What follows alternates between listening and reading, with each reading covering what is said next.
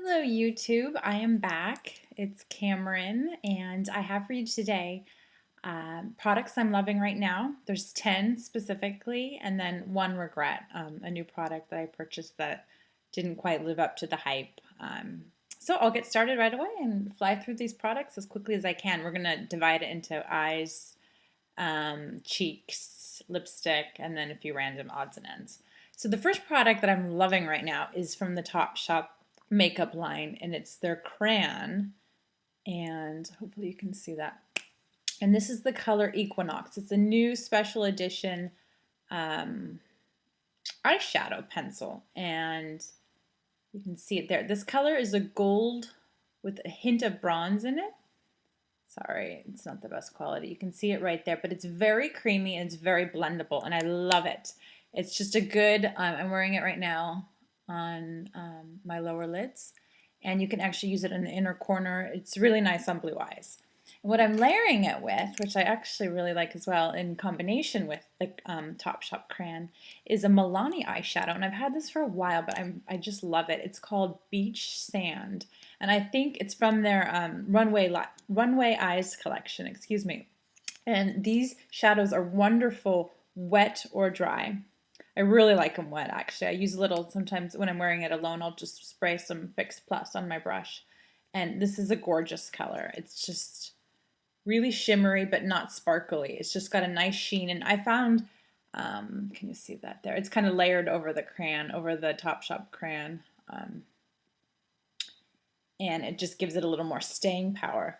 And I found with the Runway Eyes by Milani, if you have porous eyelids, and my eyelids are getting older and I'm aging and all that not so fun stuff, but this is a sparkle that is good on mature faces like mine. So I won't say how mature, it's not that bad, but so I'm loving those eyeshadow products. And I have another last eyeshadow, and this is from a makeup kit I got from Nars. I got this for Christmas actually, and it was the Sephora special that came with the Orgasm Multiple. It came with a lip gloss. It was the Ophelia shade of lip gloss, and then this 6-pan eyeshadow.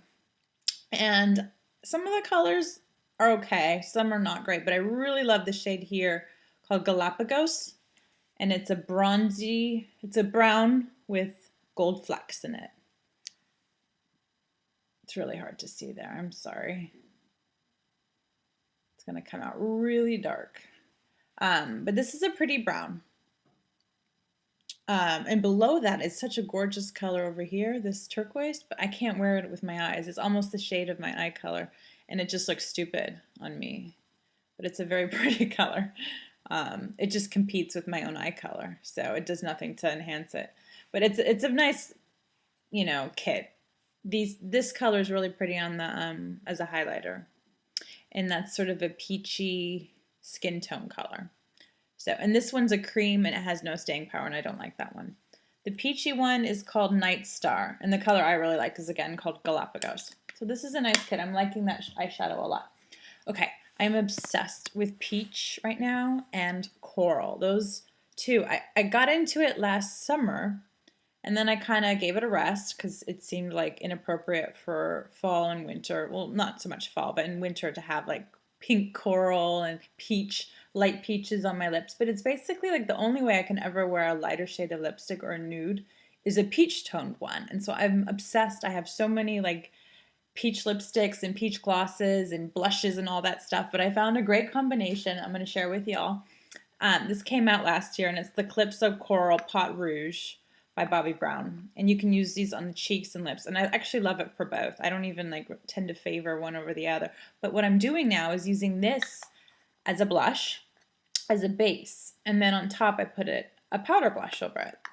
And the powder blush I'm really liking with Calypso Coral is by number 7, and it is called Coral Flush number 12, and that's the shade, and it looks like this. And it actually isn't a very, you know, in-your-face, vibrant coral. It's actually kind of rosy with a lot of pink in it, but I think it's a really pretty color. I'm going to swatch it here for you on my hand. I hope this comes through.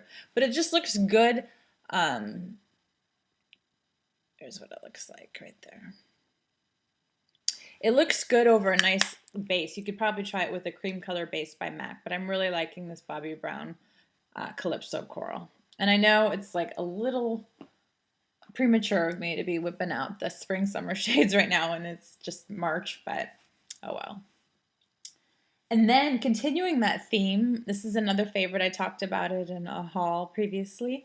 It's the YSL Yves Saint Laurent Rouge Volupte in number 13. I believe it's called Peach Passion. It doesn't say the name, but I just love this color, and it's just a great peachy pink. It's very light, and it's a gorgeous color, and it's a very nice formula. So I recommend this. It's an expensive lipstick. I bought it at the duty-free shopping in Barcelona. But it's a good color, and I can actually say this, you know, if you want to spend big on a lipstick, this is a good one to get.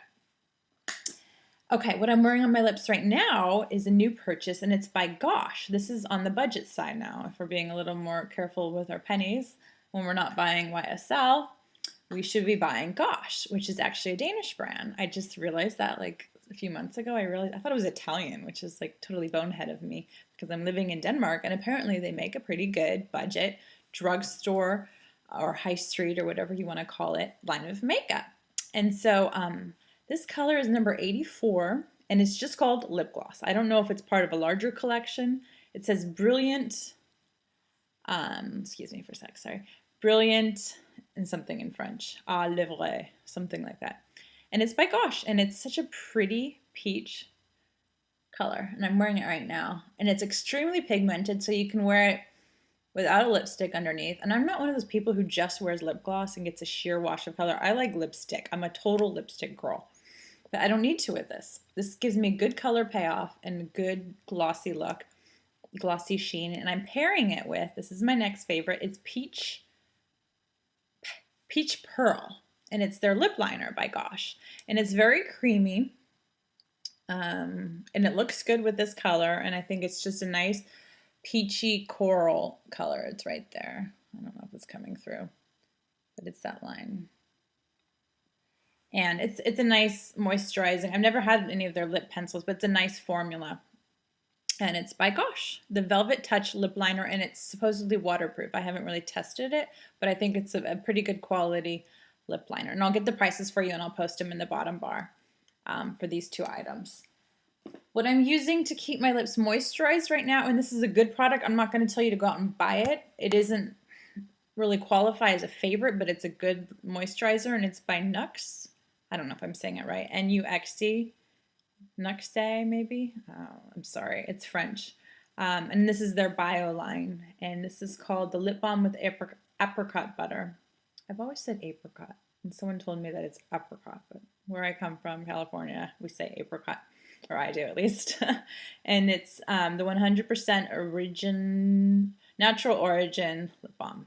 And it's a good product. It's keeping my lips, which are very parched right now, from peeling and getting too obnoxious. So this is a good lip balm.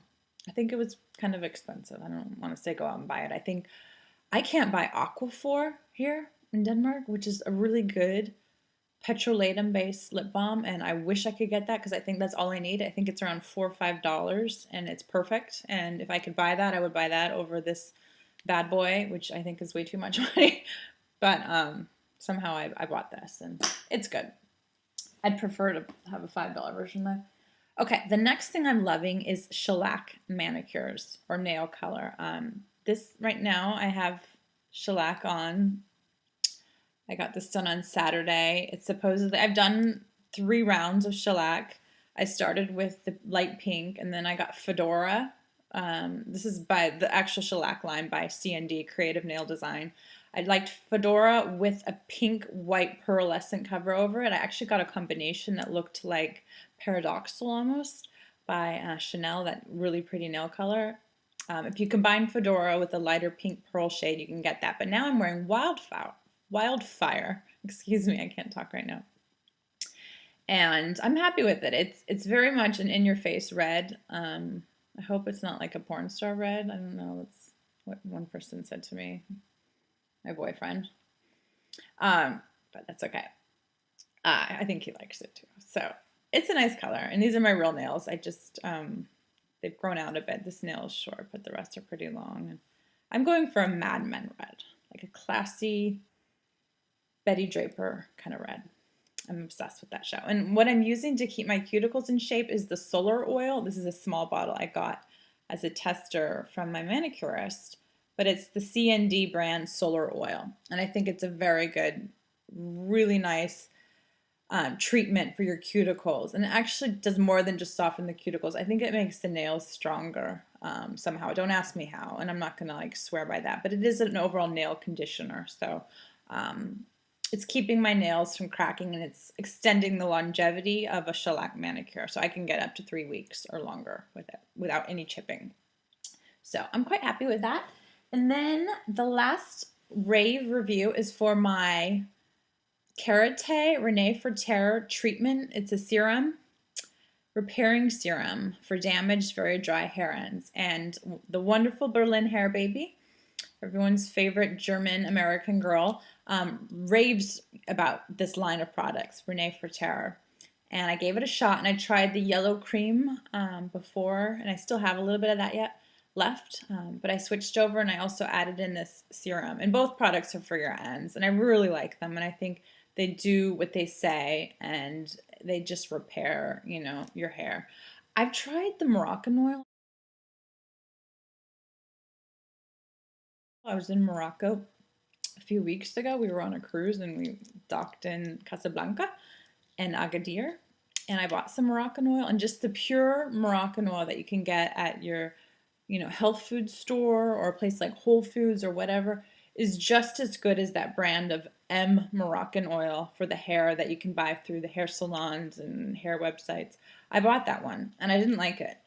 I thought it was stupid. I thought it made my hair oily, and it didn't do what it said. It didn't repair the ends. It didn't strengthen anything. It was just totally average, and I felt like I had been suckered because it's the, you know, the accepted line that everyone likes, but I didn't understand it. So I bought this bottle of just normal argan oil when I was in Morocco, and I like that in combination with this. I should go get it. I'm sorry. It's just a generic brand. It's, you know, pure 100% argan oil.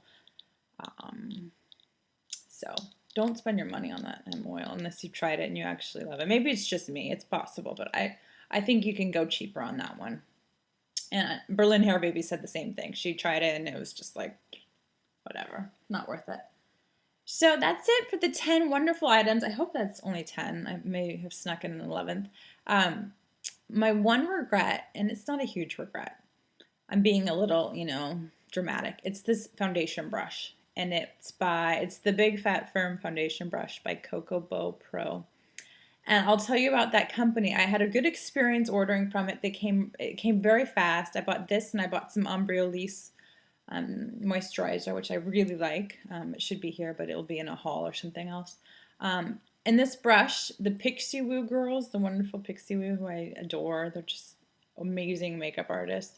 They use this in a few reviews, and they talked about it. And I actually bought it through their link because they get a little kickback, and I thought, okay, you know, let's support them. And they're totally upfront about all this too.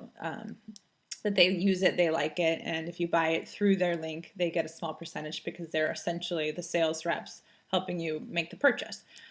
It's not bad, it's just not necessary. And I've been using this with my MAC Face and Body Foundation, which I really like. It gives me a nice, you know, thin layer of coverage, and you just don't need this. That's what I found, is like I'm forcing myself sometimes to use a foundation brush when I don't think, you know, it's required with that type of foundation and with my skin type and the way I like my face covered. So it's not bad. I regret buying it because it's 30 pounds, and I think that's a bit expensive. It's very dense, and for people who are looking for like a short, stubby, but extremely dense, more thick than the, you know, the Sigma foundation brush, except for the round one. The new one I've heard is great that people use to stipple. But the old version of like what people were using to kind of paint on back and forth, you know, this is sort of an alternative to that. And it's nice, but it's not for me. So what can you do? But thank you for watching. I hope this wasn't too boring or random or silly. It probably was. But yeah, thanks for watching. I'll talk to you later.